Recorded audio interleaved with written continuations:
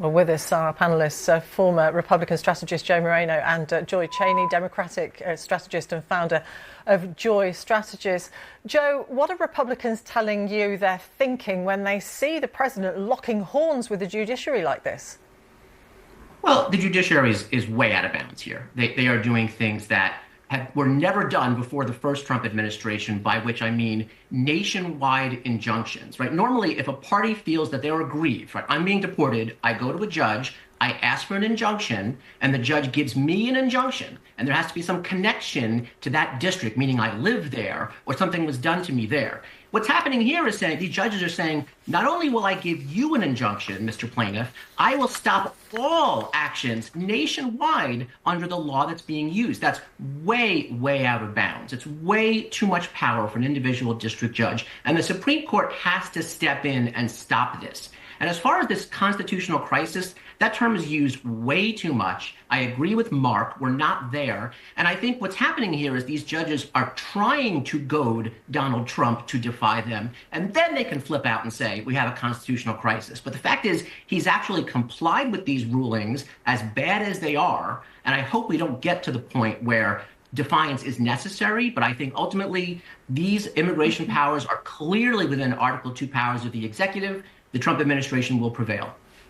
Well, let's get the views of our panellists now on this. We're still joined by former Republican strategist Joe Moreno and Joy Cheney, Democratic strategist and founder of Joy Strategies. Joe, to you first. So much of what we've heard about the Department of Defense and the Pentagon in recent weeks has been about cost cutting, stepping back from involvement in various parts of the world. This is a massive expenditure. What does it say about the direction of travel for the Trump administration and this country? You know, Katrina, as a longtime Army soldier, I hate to admit this, but a good portion of America's military dominance is maintaining our air superiority. And so I think it's an investment that has to be made. Boeing is a great company. And I think it's a reminder that it's a dangerous world and that I think we're so focused on Russia and Ukraine. But the larger danger that's lurking behind is China. China has massive resources to invest in their military. I'm sure they're working on exactly the same technology that's going into the F-47. And so we have to stay on our toes. We have to make these investments. And so I think, yes, there's a lot of focus here in Washington on cost cutting, but there are certain things where that investment's absolutely necessary, because if we don't do it, we absolutely run the risk of being overrun by our enemies. President Trump also told reporters today that Elon Musk's meeting at the Pentagon was about cost cutting, as we've been discussing there. The president dismissing a report in the New York Times that the billionaire was being briefed about the US military's plan for any war that might break out with China, as Joe's been mentioning there. The US Defense Secretary, Pete Hegseth, reiterated that no secret war plans were discussed. Elon Musk is a patriot. Elon Musk is an innovator.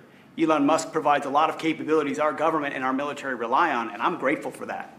We welcomed him today to the Pentagon to talk about DOGE, to talk about efficiencies, to talk about innovations. It was a great informal conversation. The rest of that reporting was fake. There was no war plans. There was no Chinese war plans. There was no secret plans. That's not what we were doing at the Pentagon. Well, listening to that, of course, was the Republican strategist Joe Moreno and Joy Cheney, Democratic strategist and founder of Joy Strategies. Joe, how comfortable or uncomfortable are you with the presence of Mr. Musk in so many high-level meetings?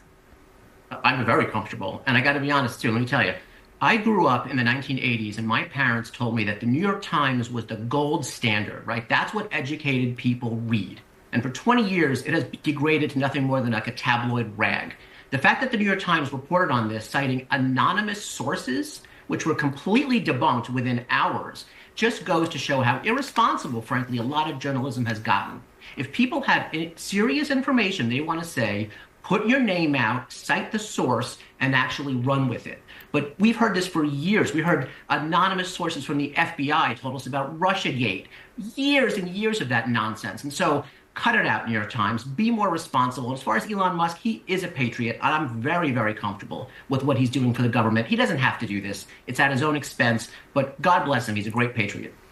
Well, I'm sure the New York Times, Joe, would take issue with your characterisation of them and their journalists at this point in time. But I appreciate the point you're making there. It's the same one we hear often from President Trump as well. But Joy, just we know that there's a risk of trade wars of various different types. But when we hear about military planning for any war with China, what would spark a military conflict with China? I mean, there's a range of things. Sorry, Joe. Sorry, Joy. No, it's a conflict over Taiwan. If China decides to invade Taiwan and reclaim it as a territory, the U.S. will have to decide how hard they want to fight back in defending Taiwan, which is an ally. We have economic investment there. We have military forces there. And so that's something that absolutely would spark a conflict. And then we'd have to be prepared to figure out how far we want to go to defend Taiwan if China becomes aggressive. And they've made it very clear. Their goal by 2047 is to reclaim Taiwan. They see it as a renegade province. And so that's exactly the kind of thing that would spark a conflict. OK, lots more to chat about. Stay with us for just a moment. Around the world and across the UK, this is BBC News.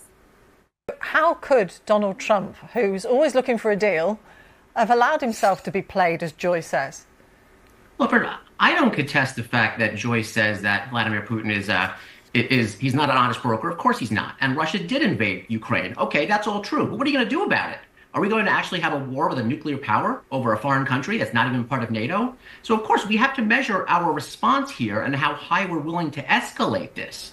So, and as far as a deal, Donald Trump has injected an ingenious idea, which is a minerals deal with Ukraine. And it's not about plundering their resources. It's about having an economic foothold and then an incentive for us to defend that foothold if Russia comes back and threatens it. That's the kind of smart economic deal that will stop this kind of a conflict, not pouring unlimited military resources with no end in sight, because Vladimir Putin, he's not going to give up. So he'll give a peace treaty if we give him what he wants, but otherwise he's not going to stop. Joe, you're saying there, you don't think Vladimir Putin wants peace unless he gets what he's looking for, but that's different to how President Trump would characterise this. He thinks Vladimir Putin does want peace. Well, I mean, he has to say that, right? I mean, so my co-panelist is right? If you're going to have, some kind of negotiation, he can't be seen as being one-sided. I understand that. That's okay. Negotiation 101. But we don't want him to be biased towards Russia. And that's what we've seen in the past. And we've seen him be taken in by Russia. That's the concern here. Sorry, Joy, I was actually putting that question to Joe. You guys are on together. We'll have to start using first and last names. Your names are so similar. But Joe, we've just got a minute left on the programme, so you get the last word on this one. Look, I mean, again, we all want peace. We all want to protect Ukraine. They are the aggrieved party here, and Russia is the aggressor. But just because we recognize what happened doesn't mean that we have to just sort of assume that there's this unending solution to it. We need a smarter solution. Otherwise, it'll be 4 more years, and the next president will be in the same position, having dumped hundreds of billions of dollars into this conflict. So, yes, it would be very unpleasant to give Russia what it wants. But at the end of the day, we're going to have to come to the table. We're going to have to deal with them if we want this to stop. And we do want it to stop.